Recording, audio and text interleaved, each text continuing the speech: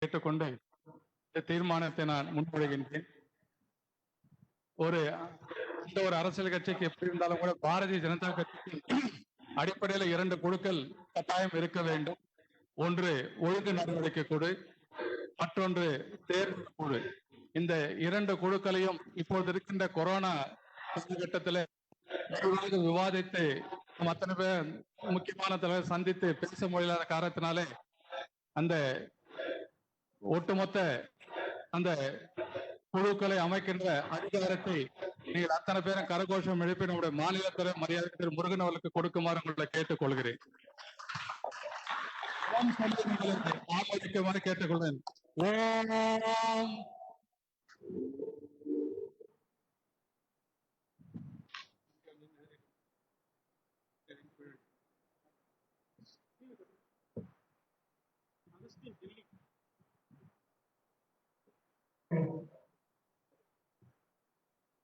भारत माता की भारत माता की பாரதிய ஜனதா கட்சி நம்முடைய அகில இந்திய தலைவர் மரியாதைக்குரிய திரு நத்தாஜி அவர்களை வரவேற்று மாநில தலைவர் அவர்கள் வரவேற்புரை நிகழ்த்துவார்கள்.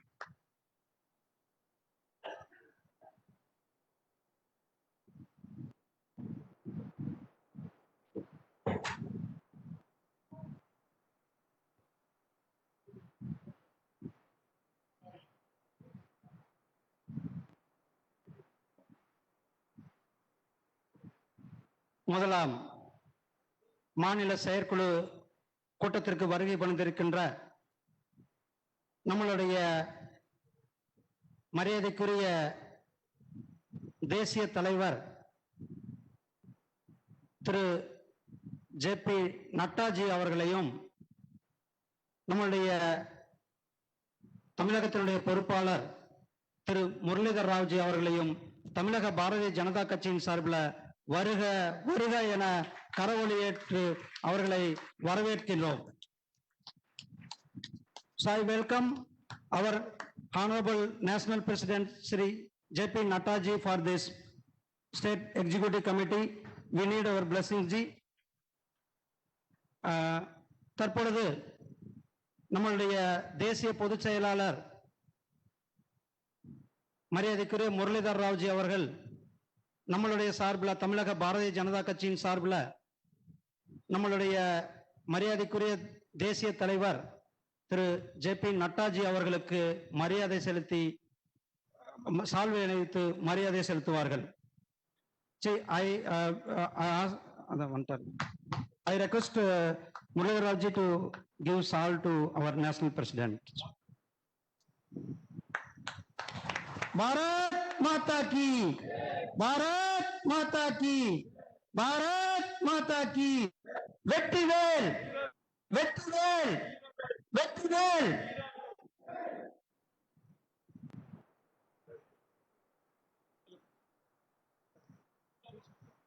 பண்ணிடுவாங்க.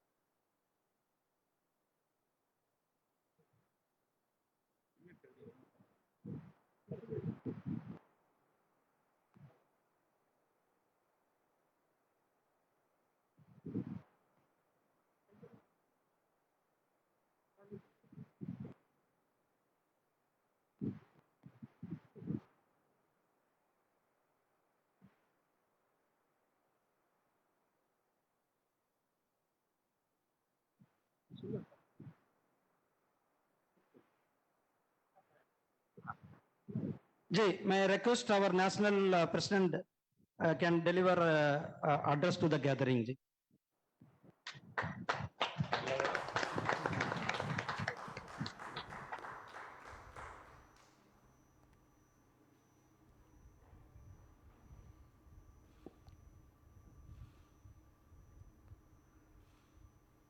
Here in Delhi, the All India General Secretary and in charge of Tamil Nadu, my dear colleague Shri Muralidhar Rao ji, our very dynamic President L. Murugan ji, our very senior leader who is former Minister in the Government of India, Shri Pon Radhakrishnan ji, our National Secretary H. Raja ji, our former MP Radhakrishnan ji, and all the state executive members of Tamil Nadu BJP. It is indeed a matter of great opportunity and happiness for me to participate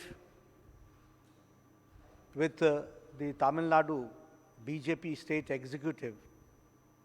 I can see on the screen that with lot of fanfare you have organized this state executive meeting, and I'm also sure that you are going to have deliberations which is going to decide the future course of action about Tamil Nadu BJP and about Tamil Nadu politics also.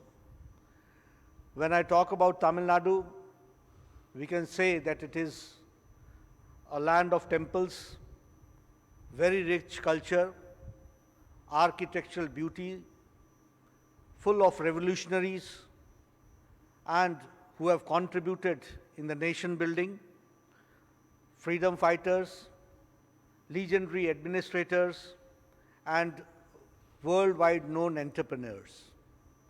We all know the contribution of Tamil Nadu in the making and shaping of India, and to this land, the land of temples, I bow down with respect to the people of Tamil Nadu for the rich culture they have. Tamil Nadu has got the oldest language with Sangam literature, we all know. It's a very rich language, and we can say that the language has given birth to many languages in long course of time. It is also known for industry of hosiery. It is also known for home industry. It is also known for crackers industry, matchstick industry. It is also known for automobile industry. We all know that the people of Tamil Nadu are very industrious. If I talk about the contribution of Bharatiya Janata Party, we are proud to say that we had a national president, late Jana Krishna Murthy, who happened to be from Tamil Nadu. His contribution we all know, and it is not to forgotten that he contributed for the rise of the party and see that the party grows in South, especially in South. When I talk about Tamil Nadu BJP, I am happy to share with you that Muruganji, the state president, along with his team, is trying his level best to give dynamism to the party and see that in a very short span of time, Bharatiya Janata Party grows and becomes meaningful in the Tamil Nadu politics. If I talk about the DMK politics, we all know that DMK has been always inciting the feelings against the national spirit. They have been on a lookout to see to it that in the national mainstream, the assimilation, the formation is always disrupted. And they have been anti-development. An anti-development course has been taken by the DMK by coming out with issues which are not in the interest of the nation. We all know recently the Karuppar Kuttam, the issue which really was highlighted and it enlightened the people of Tamil Nadu. They were agitated, and their agitation was in the most peaceful manner to represent the nationalist feeling. I congratulate the Tamil Nadu BJP and the people of Tamil Nadu with coming of the national inspiration.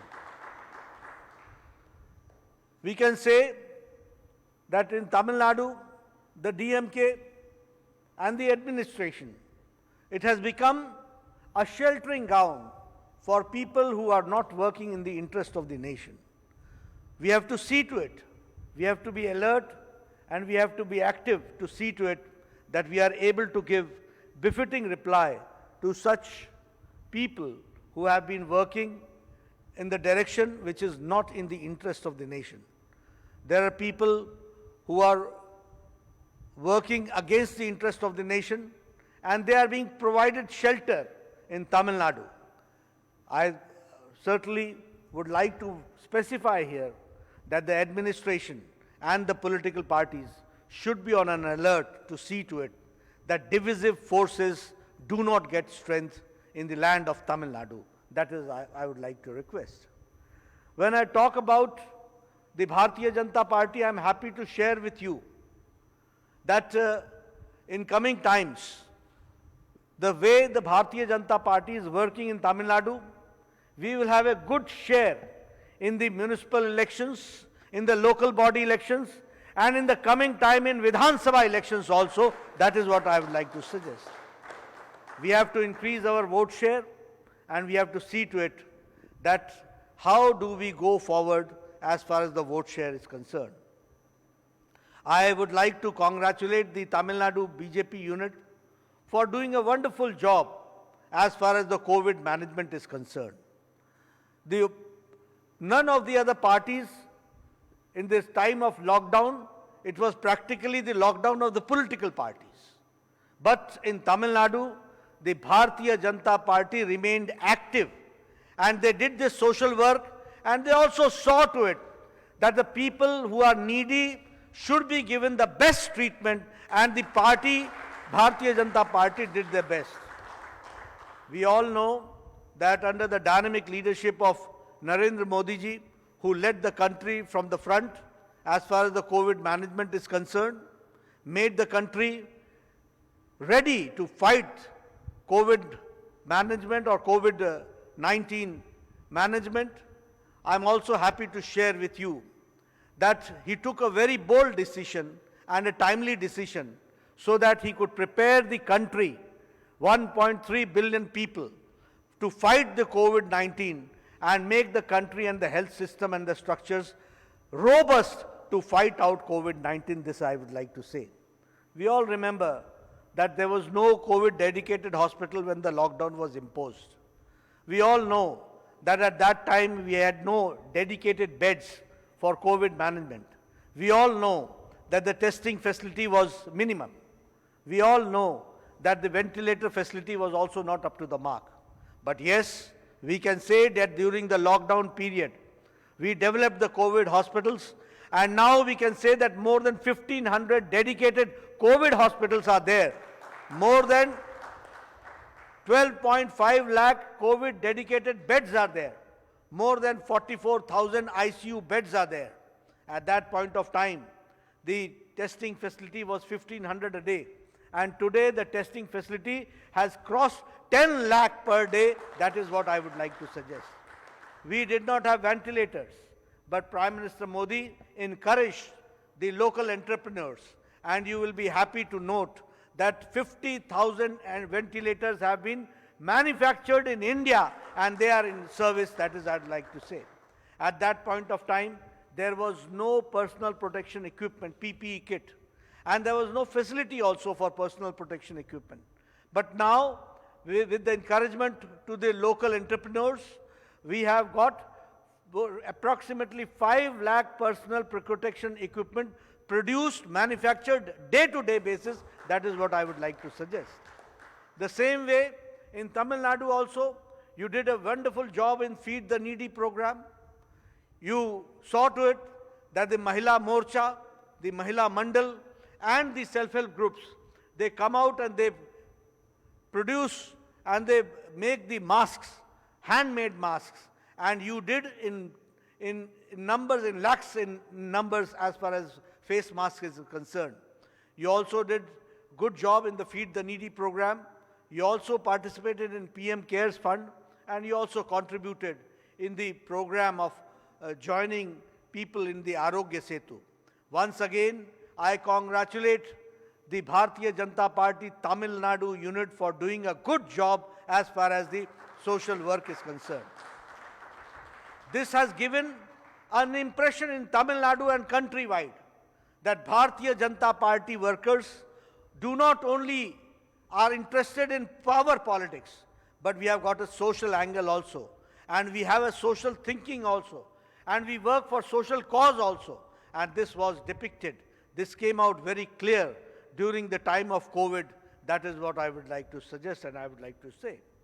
As far as the Prime Minister Modi is concerned, we all know that he not only addressed the health issues of COVID-19, but he also addressed the economic issues.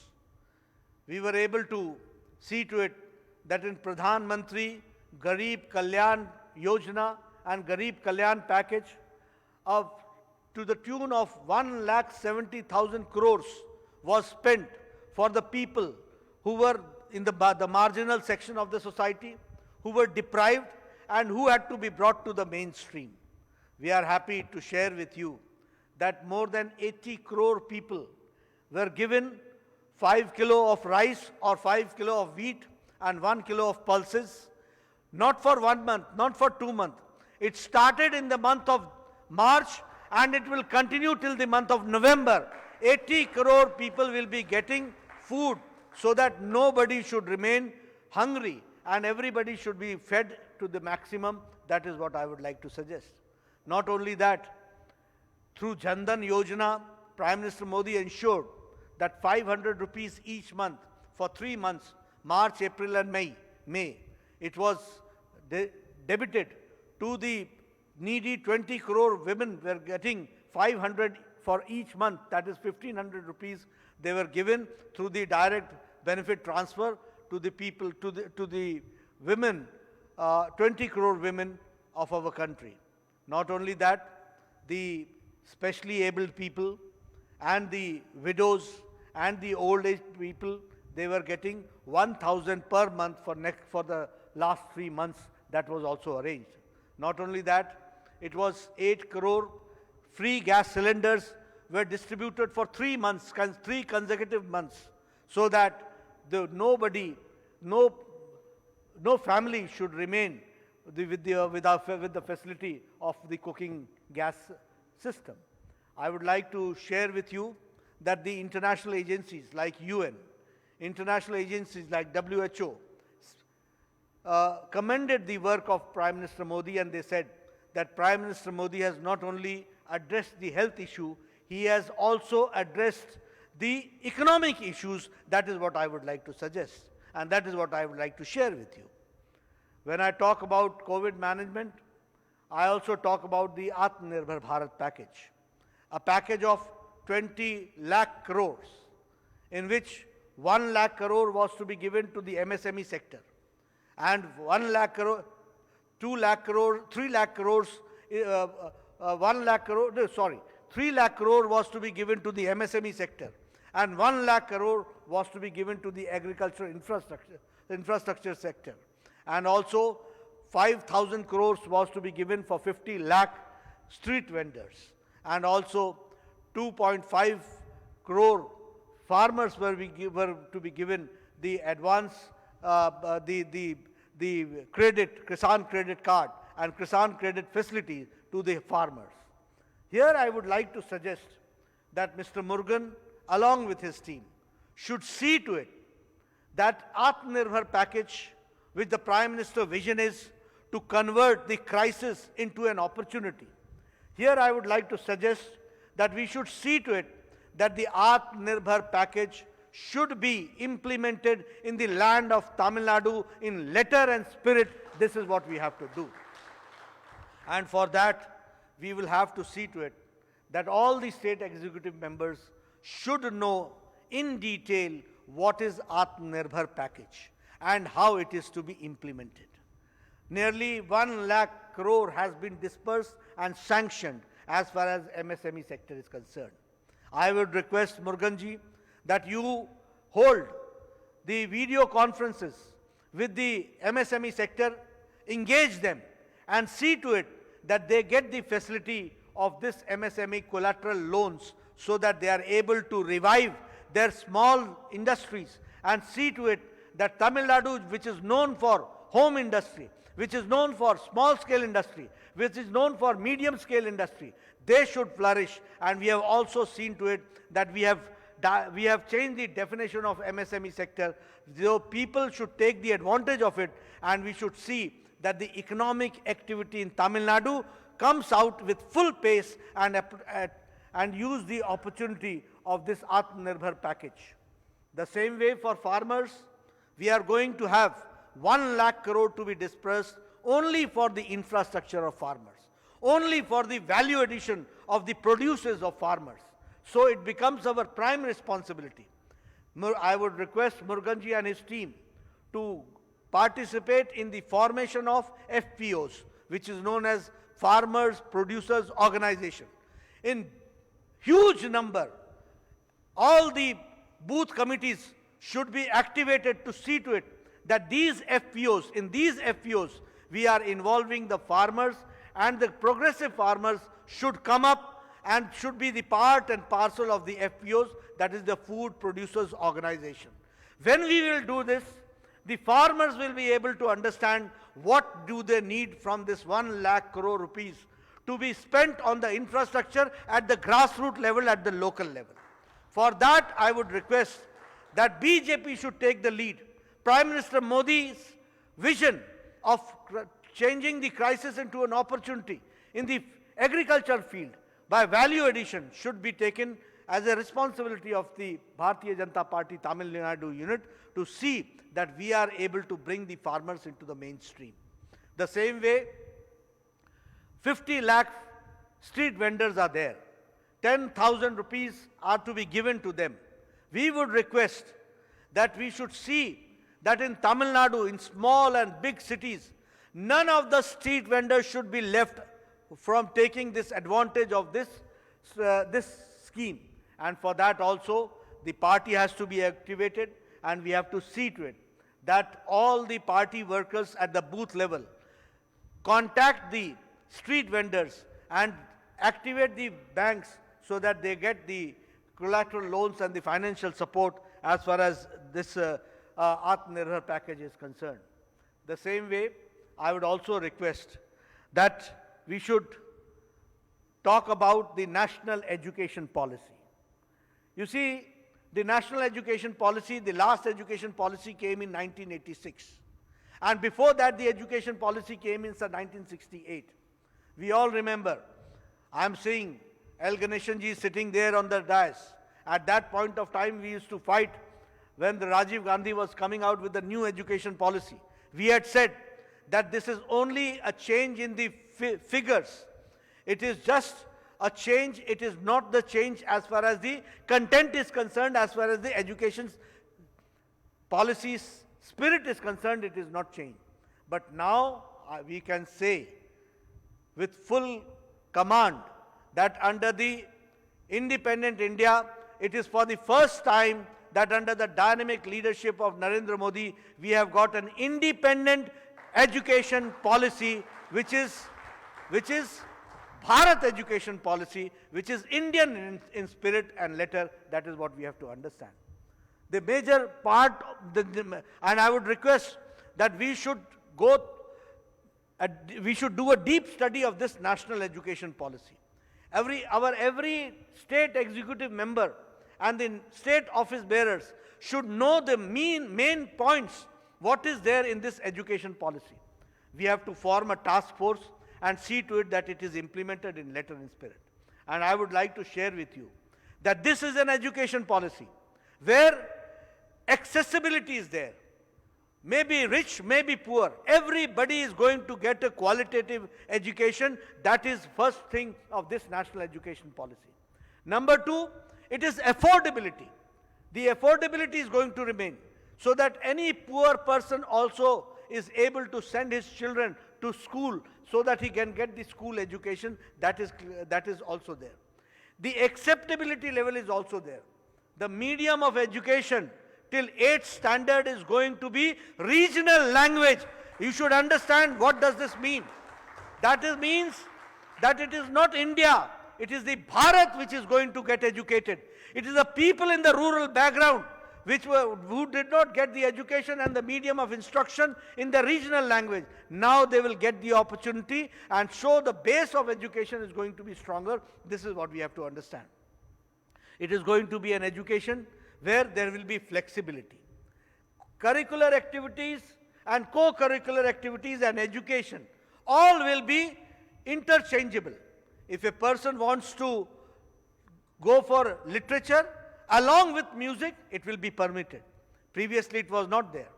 If a person wants to read history, along with a professional course, he will be allowed for it. So there is a lot of amount of flexibility in the new education system. Now, and in the examination system is also going to change. Now we have got the education examination system where it is subjective. We write down, we by heart these things, and we just vomit out there in the examination hall, and that is called the examination system. But now the education system will have the concept of the basic conceptual education will be given. The concepts will be made clear, and the analytical approach of the student will be also estimated and also brought forward. This is going to be the new education policy. I would request the state executive that our state executive members, the office bearers, should know the main issues of the education policy, and they should also sensitize the people of Tamil Nadu. Tamil Nadu has been talking about language since long, but it is now for the first time that the education policy recognizes the regional language for the medium of instruction. That is what we have to understand. So we should also take things in the positive manner and try to explain to the people how Narendra Modi ji is trying to see to it that the people of Tamil Nadu are able to come to the mainstream and contribute for the nation. That is what I would like to suggest. Friends, when I talk about all this, I also talk about you have to make your booth committee stronger. So at the grassroots level, you have to see to it that the best input should be put in the booth level working. And for that also, we have to see to it that prominent people may join Bharatiya Janata Party. We have to bring in people. We have to see to it that mainstreaming is done. And also we have to see to it that we develop WhatsApp group. Each booth should have a WhatsApp group. And you should have a very strong IT group at the state level. And 3 contents should be developed. One content is the national level content. What Modi ji is saying, what the Prime Minister is saying, what the party president is saying, what our senior leaders are saying, what our defense minister is saying, what our home minister is saying, what our external affairs minister is saying. All that content is to be put in at the WhatsApp group so that the people are enlightened and it should be put in regional language so that the people are able to understand what is the national contact, and the narrative has to be set by the people, by our party, for the people. That is what we have to understand. The second content should be of the state level. How we take state level issues? How do we react to it? How do we participate? How do we see to it about the activities going on? Recently, as we had this issue related to which we talked about, the Karupar Kutam. Now, Karupar Kutam, how does Bharatiya Janata Party address this issue? How do we see to it? How do we do the mainstreaming? So good content should be developed.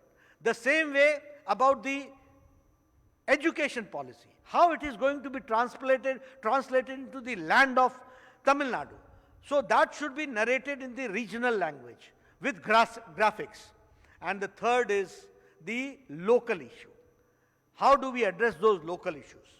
You are not going to make the WhatsApp group interesting if you do not have the local issues and addressing the local issues. So I would request to you that we should see to it that along with this national issues, state issues, local issues should also be developed, and the content should be put in. We should give the emphasis on youth. We should give emphasis to women. We should give emphasis to tribal people. We should give emphasis to the Dalit, and we have to bring them into the mainstream. So at the grassroots level, we have to see to it that a special effort should be there, a special drive should be there, so that we are able to involve the Dalits into the mainstream and bringing them into the fold of Bharatiya Janata Party. The tribals should be brought in. Lot of good work has been done for tribals. Lot of good work has been done for Dalits. Lot of good work has been done for women. And lot of good work has been done for the youth. We should put these contents, and all our political workers, I would like to stress upon here that all the political workers, and especially the state executive members, you are the ambassadors of change. You are the crusaders of change. You have to see to it that Tamil Nadu in the mainstreaming of Bharatiya Janata Party. So you have to activate yourself, you have to fight out, and you have to see to it that the ideology, the mainstreaming, and the issues which has been narrated and which the policies have been implemented, that is implemented in letter and spirit in Tamil Nadu also, so that the Tamil Nadu also grows and the development issues are on the forefront. This is what I would like to say. We also share that this is the time when we can say that Ram Mandir is now being constructed at Ayodhya. We can say that India from Kashmir to Kanyakumari is now one by abrogation of Article 370 and 35A. This is what we have to understand. Friends, many issues have been addressed by Prime Minister Modi in this short span of Modi 2 government, and many big issues have been addressed in the Modi 1 era, in the Modi 1 period. We have to go forward and see to it that Tamil Nadu is also able to get the benefit of the central government schemes to the maximum, and we have to become the crusaders of it. I once again congratulate the Tamil Nadu unit for doing a good job. I congratulate and I appreciate Mr. Murugan's dynamism along with his team, who are doing a very good job. I will come very soon. As soon as the corona is over, I'll be there in Tamil Nadu and have a very informal chat with you and see to it that we together see that party grows in Tamil Nadu at a faster pace. Thank you very much for giving me a very patient hearing. Thank you.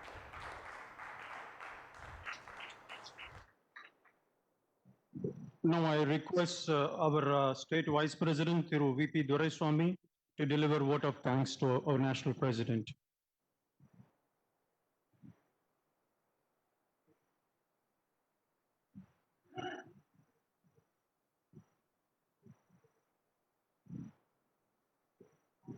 தேசிய தலைவர் நன்றி வழங்குகின்ற வாய்ப்பினை வழங்கிய மாநில தலைவர் doctor L Murugan அவருக்கு முதலில் என் நன்றியை உரித்தாக்கிக் கொள்கிறேன். Respected Netaji,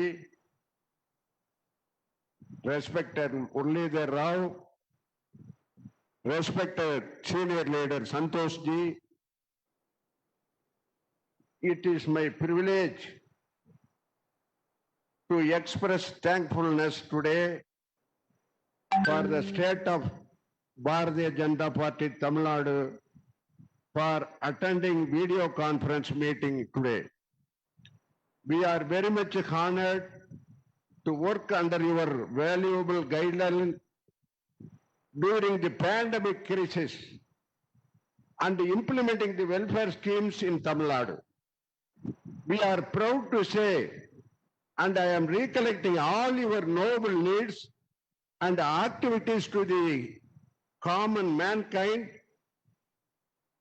when you hold the post of various capacity, starting from the youth wing leader and state minister and also cabinet health minister and Rajya Sabha member, now the president of the national BJP leader. We are fully confident that you will lead our country under the able leadership of Honorable Prime Minister Modi ji and the Home Minister Amit Shah ji. On behalf of Tamil Nadu BJP unit, once again, I express my thankfulness for participating the video conference deliberation and guide us for the to strength of the Tamil Nadu BJP unit. Thanking you. I am concluding my speech.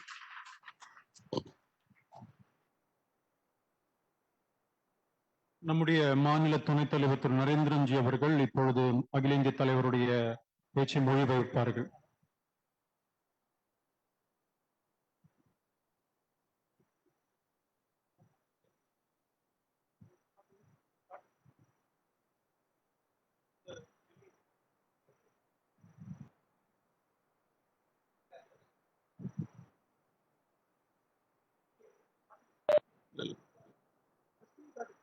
இல்ல இல்ல இல்ல